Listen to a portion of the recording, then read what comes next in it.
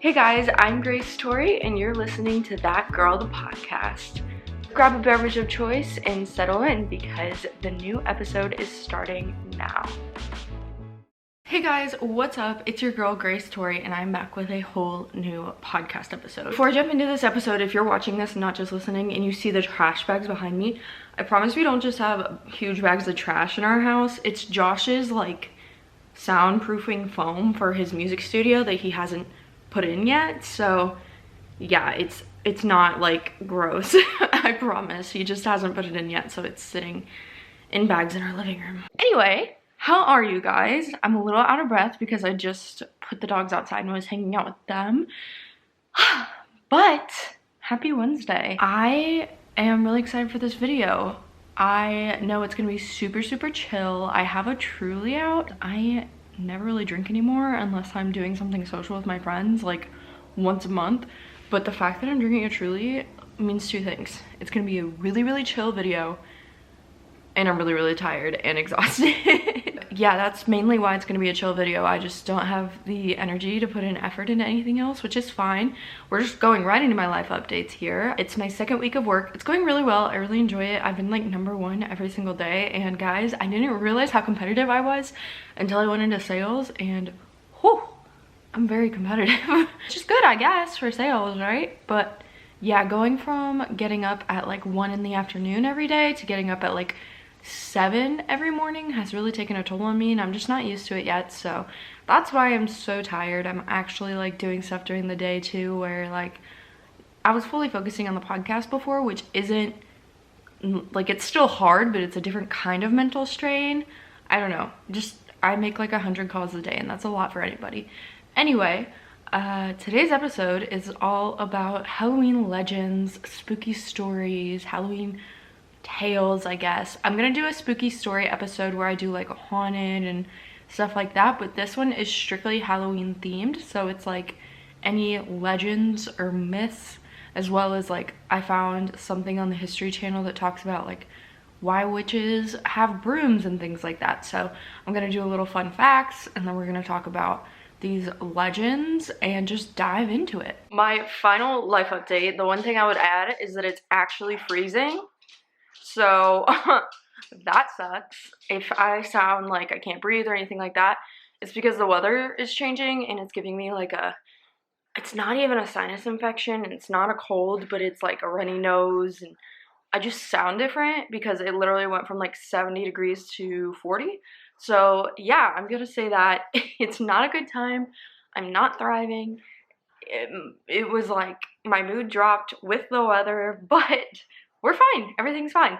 Okay, so let's go ahead and jump on into the episode. So first we're going to talk about the Halloween myths that I found. Myths? I can't talk. And one of them, the first one, is about vampires. So I know Halloween, like the vampires probably came from Transylvania, but according to the History Channel, they actually came from consumption. So tuberculosis, consumption, same deal, it's the same thing, different names, happened in the 19th century, and it took the lives in Rhode Island, Connecticut, Vermont, and most of New England, right? Well, before the physicians were able to like kind of explain how the diseases were spread, the villagers actually believed that the people who had died from the disease were coming back to life and spreading it. Like vampires, essentially. So what they did is they would actually dig up the people that had already passed away and burn their organs. Super gross, I know.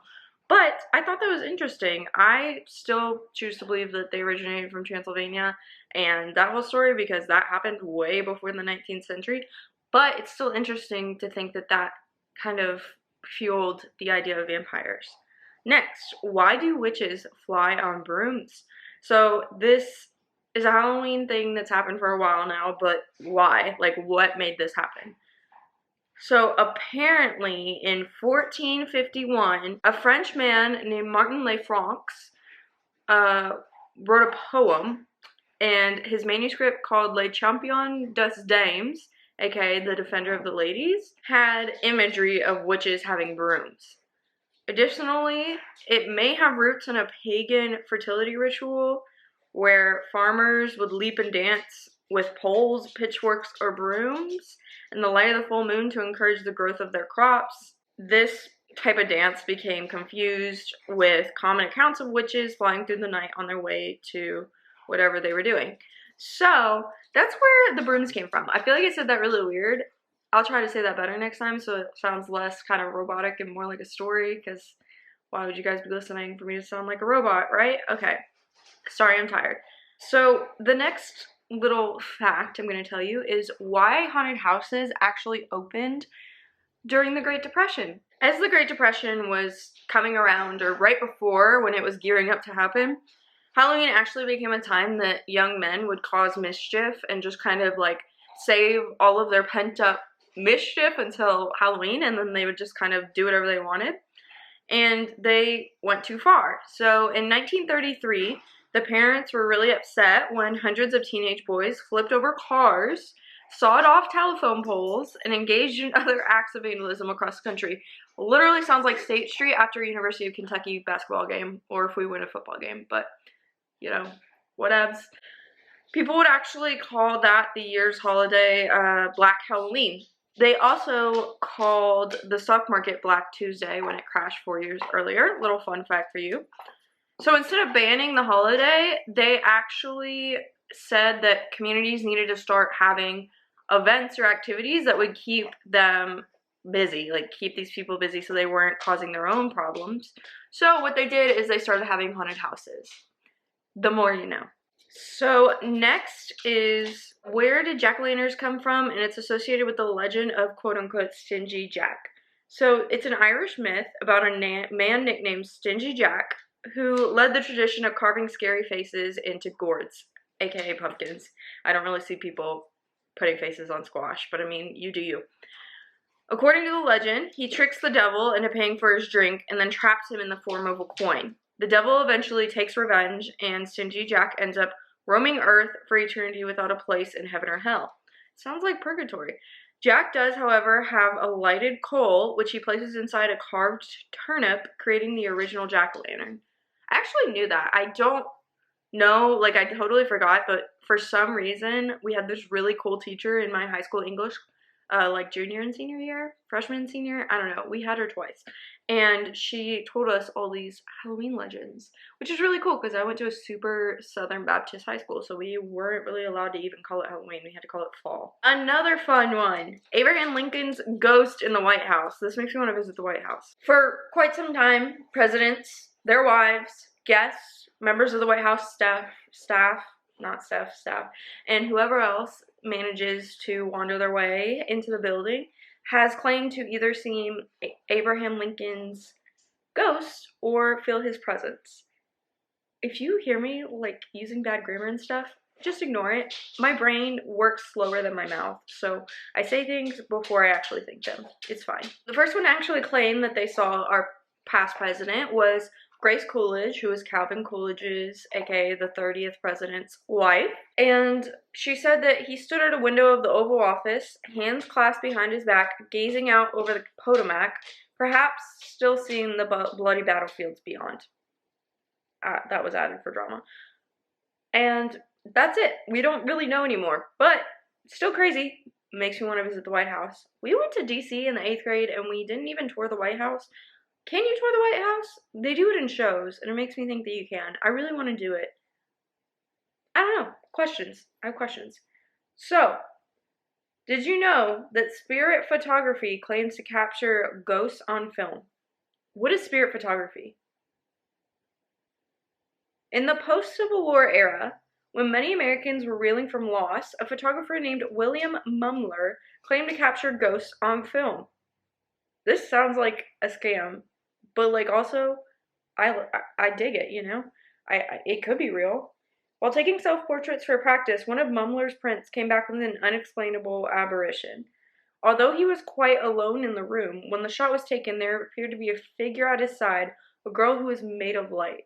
It's actually really cool. Like, I believe in ghosts, and like, it feels kind of scammy, but I mean, it could be true. Like, it's all electricity and stuff at the end of the day.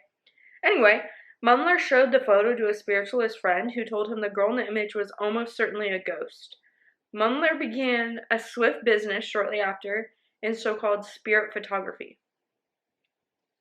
I wonder if that's still around, because I'm very intrigued. Like, I want to do more research into this, because I wonder if, like, he actually got ghosts, like, he got the ghosts, like, they were on the run. This isn't Scooby-Doo, Grace. Like, I wonder if he has, like, a good portfolio. Did he get, because it's hard to get ghosts. The thing is, you have to be at a really high electromagnetic. All I know is Ghost Adventures taught me that they have to have a lot of things going on, a lot of like power that they're channeling to show up on photographs.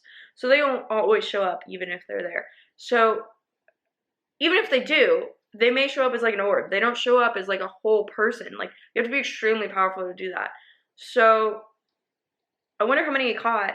And if he caught that many, why don't they use it in like ghost hunting, like Ghost Adventures? I mean, I know they took pictures and stuff, but this is a different type of photography where it's like the brown and white almost, like kind of Wild West vibes. I don't know. I'm going on a tangent. Next is Irving writes The Legend of Sleepy Hollow after fleeing yellow fever. Okay, that's why we heard all these Halloween stories, is because we were reading The Legend of Sleepy Hollow in school. I actually really like that book. Washington Irving's 1820 tale of a headless horseman who terrorizes the real-life village of Sleepy Hollow is considered one of America's first ghost stories, and actually one of its scariest. I would disagree. Anyway, he may have drawn inspiration for his story while a teenager in Tarrytown, New York. He moved to the area in 1798 to flee a yellow fever outbreak in New York City. His story takes place in the New York village of Sleepy Hollow. A lanky newcomer and schoolmaster, Ichabod Crane, is chased by a headless horseman. In the tale, Irving weaves together actual locations and family names and a little bit of Revolutionary War history with pure imagination and fantasy. I think that's why I liked it so much, because it was so elaborate, because it used real facts, but it was very imaginative and like fictional, but classic. My dog is grabbing food from the other room, bringing it all the way in here, throwing it next to me and chewing it. So I'm gonna try and remove as much background noise as possible, but if you hear his chomps, it's 6:04 and he eats at 6, so I'm sorry. Horror movies inspired by real stories. The Amityville, so there's a real Amityville house. There's a real one. On November 13th, 1974, 23-year-old Ronald Butch DeFeo Jr. murdered his entire family in their sleep. 1 year later, the Lutz family purchased the house in Amityville, you know what I'm trying to say, it's in New York, where the horror took place. George and Kathy Lutz then claimed they experienced shocking paranormal phenomena. You know what I'm trying to say. I literally am so tired. I thought yesterday was Thursday and it was Tuesday, and that that explains everything you need to know. Anyway, paranormal things took place in the house. Green slime oozing from the walls, a creature with red eyes, and multiple family members levitating in their beds. What does green slime oozing have to do from like people getting murdered? I don't want to call upon anything, so like if anything's listening, I'm just joking, LOL. But like it sounds like they just they drank a good drink that night. They're like tripping on some LSD or something real good. A bad trip, if you will. The claims appeared in Jay Anson's 1977 book, The Amityville Horror, which inspired the 1979 movie of the same title, which inspired many more movies. So there's a lot more houses that have inspired movies. I get why they chose that one. But I also, like, The Conjuring is based off of a real house, if you didn't know that. A lot of, like, scary movies have, like, a real origin to some extent. Kind of spooky. Why Mary Shelley carried her dead husband's heart? Kind of witchy. Kind of freaky. Frankenstein author Mary Shelley is world-renowned for her terrifying fiction. Another book that I didn't think was that scary, but also it was written in such a time that it probably was scary. Like, we didn't have the stuff we have now. So I get it, but it's also not that scary, in my opinion. Anyway, if you know that she had a dark secret of her own. Her husband Percy drowned at the young age of 29 when his boat was caught in a storm in July 1822. Aww, that's sad. See, Josh is 22, so that would only mean 7 years, and like that's so young. Like, that's so sad. Anyway, his body and those of his fellow sailors were found 10 days later. Percy Shelley and the others were cremated, but Shelley's heart did not burn, possibly due to a bout of tuberculosis earlier in his life. His wife, Mary, eventually took ownership of her late husband's heart and is said to have carried it around in a silk bag. That's kind of spooky. Like, why didn't it burn? I don't know what tuberculosis has to do with that, but that's really spooky. I really want to know more about that. So those are all of the facts / little stories that History Channel mentioned. So now I am going to talk about 16 urban legends that Spirit Halloween posted. I know, it took a turn. So they're called the creepiest urban legends. So yeah, like I mentioned, this episode is going to be like legends and lore and myth, whereas the other one's going to be spooky stories. I don't think I mentioned this, but I technically have 4 episodes up until Halloween, so the rest of these are going to be like Halloween related in some way, whether it's like I'm thinking about doing costume ideas. Let me know if you want me to do that. Like, that's less scary and more trendy that I could do, but I also want to do spooky stories. My haunted house stories are going to take up a whole episode, I already know, because they're so spooky. And so yeah, there's 4 episodes including this one up until Halloween. So if Halloween isn't your thing, I'm so sorry, but I just feel like it's a good opportunity to have some crazy fun content that you guys, I hope, will enjoy for the most part. So that's what we're doing. Anyway, back to these urban legends. The first one is called, I think it's pronounced Dudleytown, but it might be Dudleytown. I think Dudley sounds right. So it's a town in Connecticut that locals refer to as a dark vortex. Rumor has it that if any visitor steals an artifact from the area, they will have a horrible curse put on them. Visitors have also reported seeing orbs of light, ghosts like I mentioned, wolfish black shadows, and hearing disembodied voices. Very haunted, which sounds about right for Connecticut. The Topper is a mysterious group that calls themselves the Dark Forest Association that regularly patrols the grounds. Yeah, I mean, all of New England seems to be pretty haunted because of its history. Sorry if you live in New England, but it's also really cool, but that would make sense, you know? I wonder if there's some sort of, like, portal there. Number 2, I'm sure everyone has heard of, and that's Arizona's skinwalkers. Going through the desert at night is creepy enough, but when you see a shape-shifting, half-human monster, you're probably going to be really freaked out. Arizona's skinwalker urban legend has become so entrenched in the state's culture that back in 1987, when a Navajo woman was found brutally murdered and in Flagstaff, the team, like the defense team, aka the police, said that the attack could have only been committed by a skinwalker. That kind of makes me uncomfortable because it makes me feel like they're just pushing off a marginalized community's murder so that they don't have to like work the case, which was very common in 1987, especially for a female marginalized member of the community. But okay, you know, skinwalkers, it's still a very big thing. You can look up anything. People go skinwalker hunting or whatever today. Skinwalker Ranch is a big thing. So yeah. 7 Gates of Hell. Another place in New England, Pennsylvania, may be scenic, but it's also super spooky. Why can't I say spooky? Like I mentioned.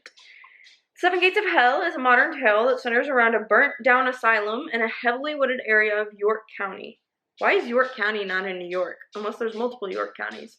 It's said that anyone who passes through all 7 gates is sent straight to hell. I'm pretty sure Ghost Adventures hunted here.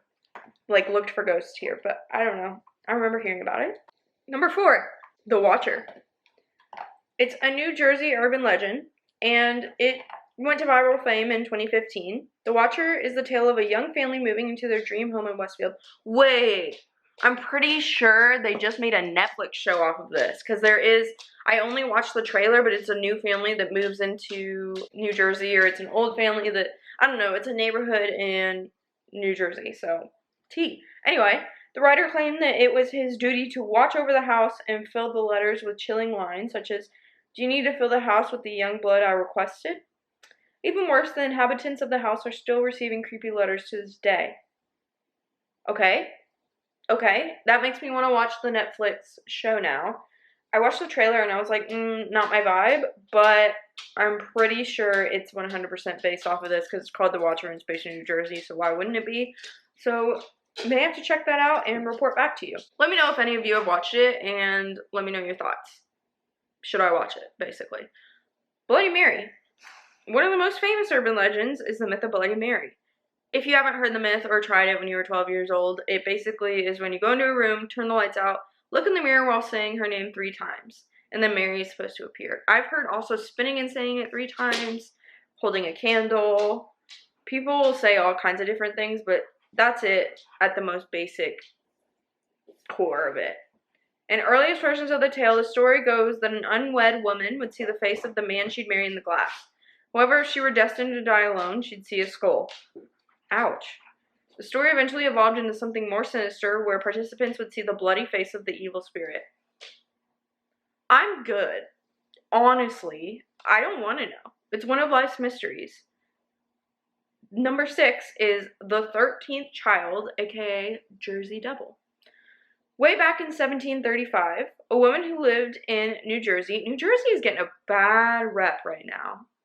I have friends from New Jersey and they really enjoy it. So, like, you know, don't hate New Jersey after this. It's not a bad place. You know, go watch some Jersey Shore and then draw your own conclusions. Cake Boss, anyone? Anyway, this lady's from Pine Barrens and she cursed the birth of her 13th child. She lived in the woods, by the way. Feel like that's important to know for mental reasons when you're setting this up in your head. Born a freak of nature, the bat-winged and cloven-hooved creature has been terrorizing the area ever since. The sightings became so widespread that it's rumored that the Philadelphia Zoo posted a $10,000 reward for the capture of the beast. So, we're going Jersey Devil hunting so I can get my down payment on my car. No, I'm actually kidding, but I wonder where or how she cursed the birth. Like, how did this happen? And, like, was it her husband that impregnated her? Like, was it the devil? Like, Antichrist type beat? I'm so confused right now. Number 7, a chupacabra. This is a legendary monster that is from New Mexico. So we went from the Jersey of New to the Mexico of New. It resembles a bear-sized dog, and it has spikes along its back and glowing eyes. It flies, sucks the blood of cattle, and whatever other livestock, we're going on the livestock. Anyway, any other livestock it's interested in. The name chupacabra actually translates to goat sucker. I don't know if that aged well, because never mind. We don't need to go there. 8, the licked hand. So it says if you're a pet lover, you should skip on to the next tale. And I have a feeling this is going to stress me out because in the middle of the night, Luna and Evie will both just walk up, lick my hand or my face or whatever they feel inclined to. But I have to for you guys.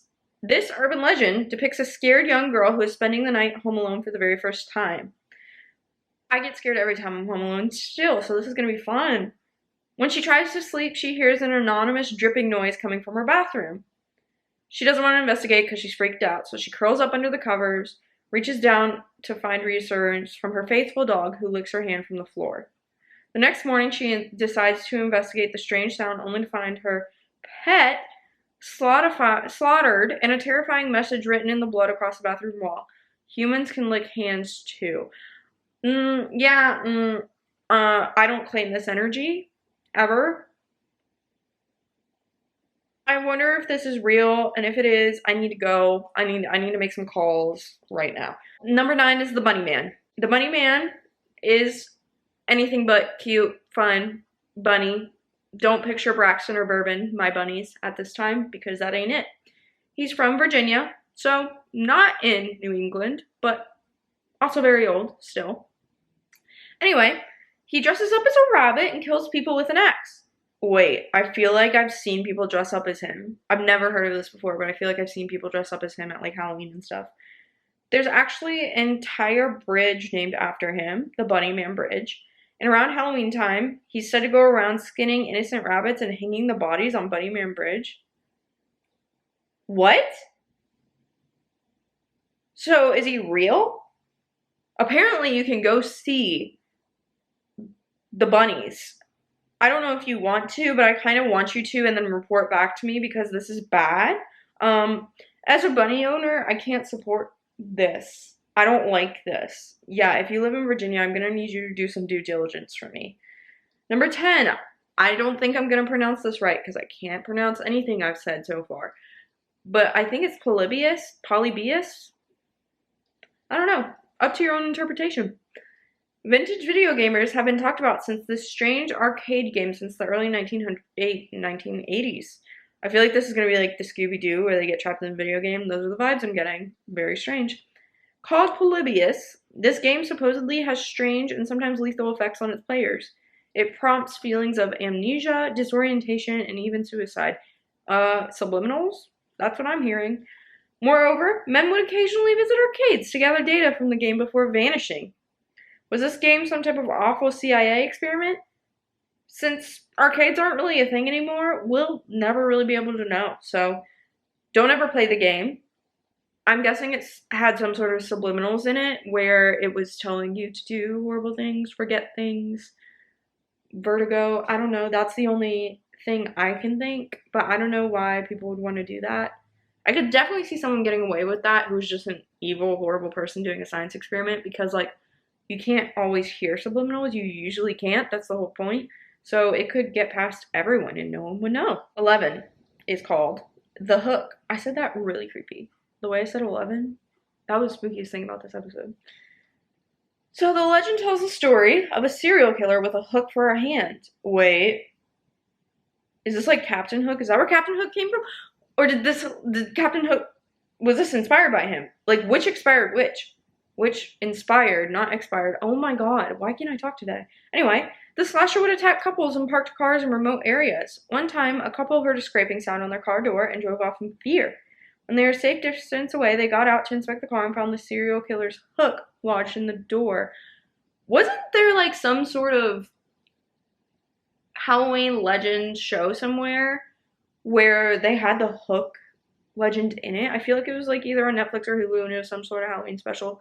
Maybe I'm wrong, but like, you know, I feel like I've seen this in that. I love how high the camera is and how I'm just slouching so bad that it like adds to the spookiness, like the way my phone light is just hitting my face. Okay, well, that's nice. Anyway, number 12, the spider bite. If you hate spiders, keep scrolling. They are one of my worst fears, but I will read it for you. This one will surely keep you up at night. As the story goes, a woman traveling in some foreign land returns home with a big pimple on her face. Despite her many attempts to alleviate the zit, it turns into a huge boil. One night the boil pops and hundreds of baby spiders emerge from the woman's flesh. That can actually happen. I don't think it can happen with spiders, but that can happen with other bugs.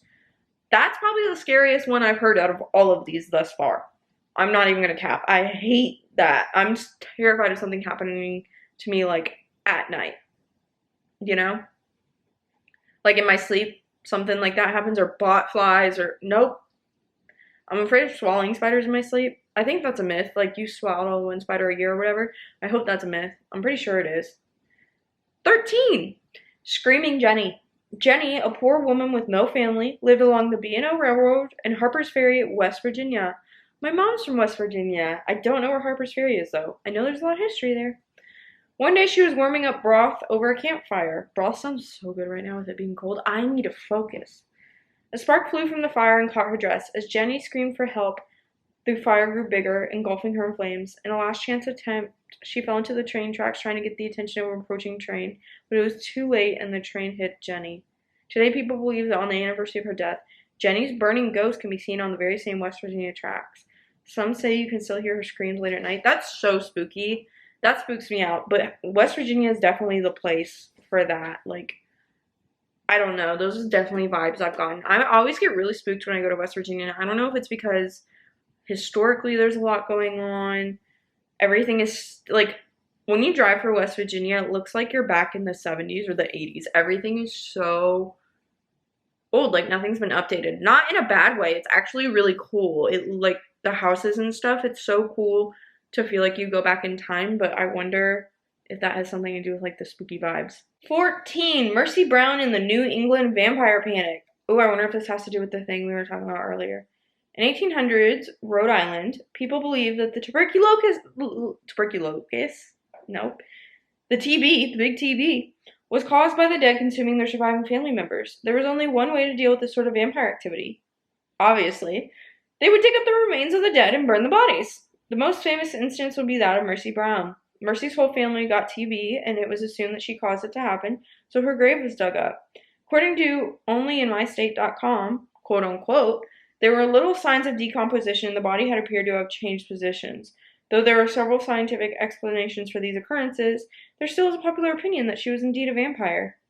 Her gravesite still remains one of the spookiest places in Rhode Island. Rhode Island's tiny, so there's not that much opportunity for spooky things, but I'm also thinking about, like, you know how you can have muscle spasms after you die? Like, it could have been that. I don't know. It's just giving, like, she probably was, like, the black sheep of the family in life, and so they were like, oh, obviously she did it. I don't know. Poor Mercy. I feel like she didn't deserve that. 15. Petrified forest. Well, obviously no one deserves that, Grace. Anyway, moving forward. Petrified forest. The Escalante Petrified Forest in Utah is one of the most beautiful state parks in the U.S. I want to go to Utah so bad. There's so many things that you can explore. I'm sorry, this is a rant. Anyway, continue. But like many beautiful places, it also has a truly sinister urban myth. It's said that if you leave the Escalante Petrified Forest with a piece of petrified wood, you'll be cursed with bad luck for the rest of your life. While there's no proof that the legend is true, we advise leaving the petrified wood behind you if you visit the park. Just saying. Yeah, I like to collect artifacts where it's legal, of course, and I probably would have taken some wood, but I won't now. If that's legal, is it legal? That may be why this legend started. The parks were like, no, stop taking our wood. Because I know, like, in Rome, you can't take pieces of, like, cobblestone. Like, if you just find a loose piece of cobblestone, you can't take it. It'll get taken and you'll get arrested. Don't ask me how I know that. 16. I have no idea how to pronounce this. Minniwashitu? Minniwashitu. It's the Missouri River Monster. The Missouri River Monster is one of many North Dakota urban legends. Whoa, whoa, whoa. The Missouri River goes through North Dakota? I feel like those are very far apart. Maybe I'm just really bad at maps. I don't know. That's tripping me up. Anyway, in the spring, the creature swims upriver, breaking up the leftover ice from the previous winter. Sounds harmless, right? I'm wrong. Story goes that if you see the monster in broad daylight, you go insane. So, while some of these are completely made up, you probably can figure out which ones. Obviously, they're still legends, so they've been passed down, but there's really no solid evidence behind them. Others are based on fact. Either way, they're probably creepy and spooky, and I hope that you got some spookiness out of this. So, I hope you enjoyed hearing some spooky legends, hearing some facts, and just having a chill little episode with me. I'm so sorry I can't talk today and that I'm kind of all over the place. It's a mixture of the truly and a mixture of being genuinely exhausted. So, either way, thanks for watching this episode. Honestly, I really do appreciate every single ounce of support that you guys show me. It means the whole entire world to me. If you don't mind giving this a like, a rating, a review, or even following and subscribing if you enjoyed hanging out with me, it would mean the absolute world to me. I know I just said that, but I'm saying it again because I genuinely love you guys. It brightens my day to hang out with you. It's such a fun thing. I don't make a penny off of this. It's genuinely just like so fun.